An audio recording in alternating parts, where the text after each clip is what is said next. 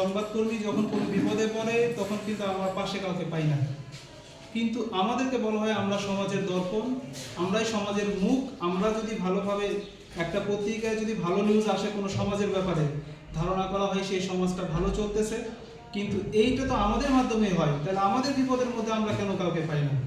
আমরা যদি July August বিপ্লবের কথা বলি, আমি তখন ঢাকায় কর্মরত, আমার 2 জন প্রতিনিধি ঢাকা কলেজে যখন আন্দোলনটা হয়, ক্লাসটা হয়, 2 জন প্রতিনিধি সেখানে গুলিবিদ্ধ হয়।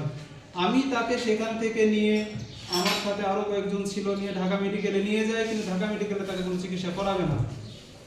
তার 26টা স্প্লিন্টার ছিল শরীরে, এখনও তার ভিতরে 13টার মতো স্প্লিন্টার বের করতে পারে না।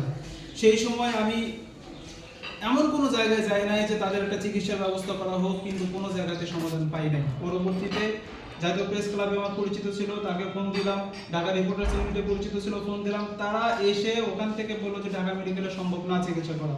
পরবর্তীতে আমরা তাকে যাত্রাবাড়িতে নিয়ে একটা ক্লিনিকে নিয়ে যে সে চিকিৎসাটা দেওয়া হয়। এই জিনিসটা কেন হবে?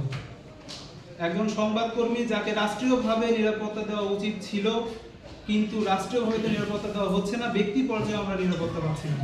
এখন আমাদের প্রত্যেকের যেটা দরকার সেটা হচ্ছে সকলের মধ্যে ঐক্যবদ্ধতা, সকলের মধ্যে ইউনিটি। আমরা সবাই যদি সবার বিপদে পাশে থাকি তাহলে আমাদের কারো দরকার নাই।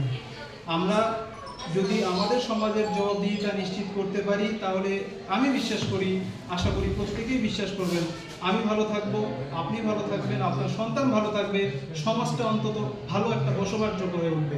শুভেচ্ছা বক্তব্য, তাই খুব বেশি কিছু বললাম না। আমি এই বলে আমি আমার শুভেচ্ছা বক্তব্য শেষ করছি এবং এই অনুষ্ঠানের উদ্বোধন ঘোষণা করছি। ধন্যবাদ সবাইকে।